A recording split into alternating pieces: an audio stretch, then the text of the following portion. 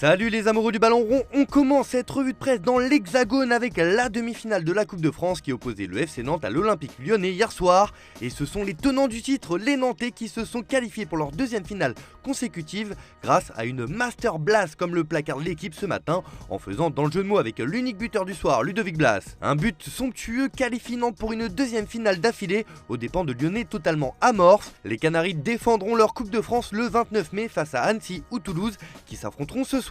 Le quotidien régional Presse Océan savoure le FCN en route pour le doublé. Alors que le Progrès évoque une désillusion finale, les Lyonnais battus dans la détermination et trop approximatifs ont dû laisser à Nantes leur rêve de jouer la finale de la Coupe de France.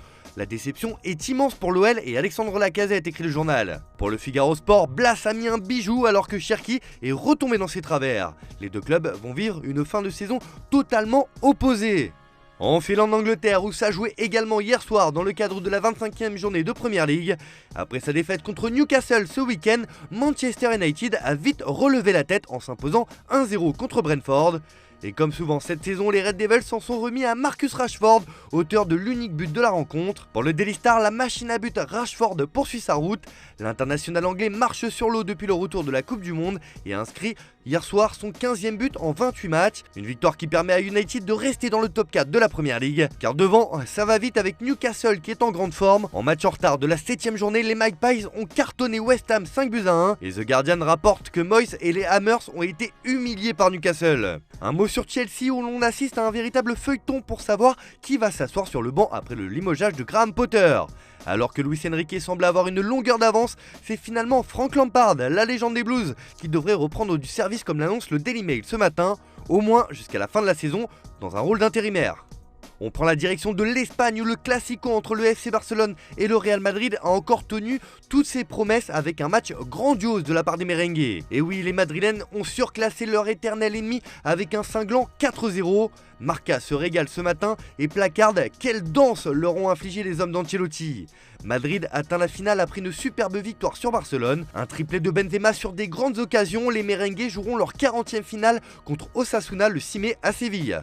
On rappelle que le Barça s'était imposé 1-0 et que le Real devait faire le nécessaire pour se qualifier et le moins que l'on puisse dire, c'est qu'ils l'ont fait avec la manière. Pour As, cette équipe madrilène était totalement au-dessus, c'est donc tout à fait logiquement qu'elle file en finale. Évidemment, il faut évoquer la prestation exceptionnelle de Karim Benzema à hauteur d'un triplé et d'une passe décisive. Autant dire que le 9 est de retour à son meilleur niveau au meilleur moment de la saison. Pour l'équipe, dans ses pages intérieures, Benzema a plié le Barça. Auteur d'un nouveau triplé et d'une passe décisive, l'attaquant a porté le Real Madrid. C'est désormais toute l'Europe qui tremble de voir un Real Madrid à ce niveau. Forcément, en Catalogne, la pilule est dure à avaler ce matin. C'est presque un jour de deuil, comme le met en avant Sport sur sa une, couvert de noir ce matin. Un chaos douloureux, le Barça a fait ses adieux à la Coupe du Roi et au doublé en s'inclinant lourdement au Camp Nou. Les Blaugrana auraient pu l'emporter en première mi-temps, mais des erreurs défensives ont donné l'avantage aux Madrilènes, juge le quotidien. Pour Mundo Deportivo, ce sont des adieux difficiles. L'équipe de Xavi s'est effondrée après le premier but et Benzema l'a achevé avec un triplé, regrette l'autre journal catalan. Alors que pour l'Esportiu, il faut des changements afin que ce genre d'humiliation ne se reproduise pas. Bref, le Barça vit très mal cette claque et cela pourrait laisser des traces pour la fin de saison. Direction l'Italie maintenant où la botte se soulève et se range derrière Romelu Lukaku, victime de racisme mardi soir lors de la demi-finale allée de la Coppa Italia entre la Juventus et l'Inter. Ce matin, la Gazzetta dello Sport placarde « Trop, c'est trop, il faut agir maintenant, le racisme n'a pas sa place dans le football italien ». Même son de cloche en une de Tuttosport qui met en avant le geste fort de la vieille dame qui va expulser les racistes de son stade. Un signal fort de la part du club, nous punirons les responsables, a déclaré la direction bianconera. Enfin, pour Il Corriere dello Sport, l'affaire Lukaku est un scandale. Ce n'est pas lui qui aurait dû être exclu pour avoir réagi à des insultes racistes, indique le journal. Bref, c'est toute l'Italie qui est à l'unisson derrière le buteur belge.